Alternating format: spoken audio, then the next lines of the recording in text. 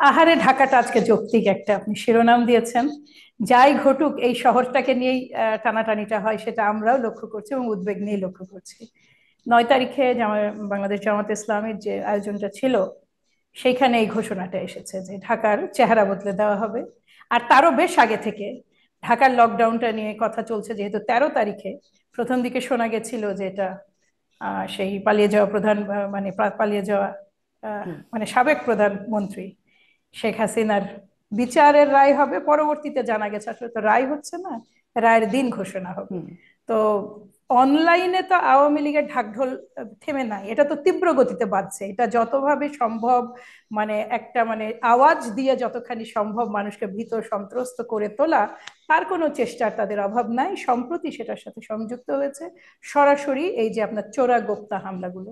ইতিমধ্যেই একজন বাস চালক, একজন নিরীহ বাস চালক তার বাসের মধ্যে ঘুমন্ত অবস্থায় পুড়ে মারা গেছেন। ফলে এই যে একটা নৈরাজ্যজনক পরিস্থিতি, এবং ঢাকা ঢাকা ব্লক বা যেটাই বলুন না কেন, সেই ঢাকা দামটা ছাড়া এবং ঢাকার হুম। উপরেই সকলের আক্রোশ, এইটাই তো দেখছি। এইটা জনমনের শঙ্কা তো তৈরি করেই। শারমিন, রাজনীতি আমরা হুম। যে পর্যায়ে এখন পলিটিক্যালি যদি বলি, ইন্টারনালি আমাদের যে রাজনৈতিক পরিস্থিতি, কতটুকু এখানে মাঠে নামাটা যৌক্তিক, আমি আসলে ঠিক এখন পর্যন্ত জি। বুঝে উঠতে পারিনি। এটা কেবলমাত্র যখন আমি একটা জিনিস আপনাকে বলি, আমরা কি প্রক্রিয়ায় আলোচনা ওই জুলাই সনদটা বাস্তবায়িত হবে, এই আলোচনাটা যখন চলমান ছিল, তখনই কিন্তু এই রাজনৈতিক দলটি মাঠে নেমে এসেছিল। তাদের ভাষায় এটা হচ্ছে মাঠ এবং টেবিল, দুই জায়গাতেই চাপ প্রয়োগের একটা হুম। একটা তাদের তাওয়া গরম, ধরন তাওয়া এটা। গরম শব্দটা হ্যাঁ, ব্যবহার করেছিলেন। হ্যাঁ, হুম। এক্স্যাক্টলি। এখন তাওয়া গরম করতে গিয়ে তাওয়ার উপরে যে মানুষগুলো আছে তাদের তো জান যায় যায়।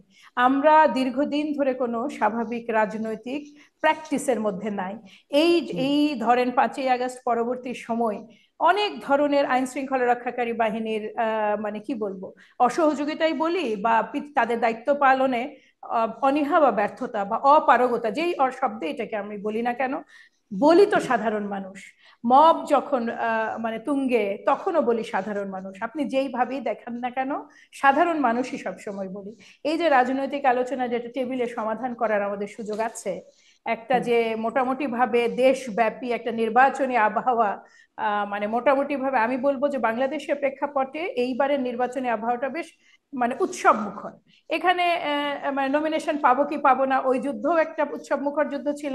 এরপরে যারা যারা পেয়েছেন, জামাত বলুন, যেই দলই বলুন, এই আনন্দটাকে আসলে ঠিক স্থায়ী হতে দেখা গেল না। এটা হচ্ছে মাঠে নেমে আসা, এক ধরনের টেনশন তৈরি করা, কথা, যেই ধরনের রাজনৈতিক শব্দাবলী চয়ন করা হয়, আপনাকে আমি বলি সবচেয়ে দুর্ভাগ্যজনক আমাদের এই ধরনের শব্দাবলী। কার বিরুদ্ধে আপনি আসলে এই শব্দগুলো প্রয়োগ করছেন? এই অন্তর্বর্তীকালীন সরকার, যে সরকার তো সব অর্থে আমাদেরই, সেই হুম। সরকার তো জামাত ইসলামেরও, সেই সরকার তো এনসিপিরও। পাশাপাশি একটা নির্বাচিত রাজনৈতিক সরকারের মতো শক্তিশালী তো এই সরকার নয়। আপনি কোন এই এই যে প্রয়োগ, ভাষার প্রয়োগ, যেন ঘুরিয়ে ফিরিয়ে মনে হয় যে বৃহত্তম রাজনৈতিক দল বিএনপির প্রতি এক ধরনের হুঙ্কার ঘুরিয়ে ফিরিয়ে জি। দেওয়া হচ্ছে। আপনাদের প্রতি হুঙ্কার। আমি আপনার কাছে এই প্রশ্নটা রাখি যে ওই যে আমি যেটি মনে করে দিচ্ছিলাম যে তাওয়া গরম বা যে মাঠ গরম করার রাজনীতির কথা আপনিও বলছিলেন। আপনারা আসলে সেটাকে আপনি বলছেন টেবিলে আলোচনা করে সম্ভব। টেবিলের আলোচনা তো তারা ডাকছে, আপনারা যাচ্ছেন না, মানে জামাতের কথা বলছি। তারা তো বলছেন যে আলোচনার জন্য, কিন্তু আপনারা তো তাদের সাথে আলোচনায় গেলেন তাদের না।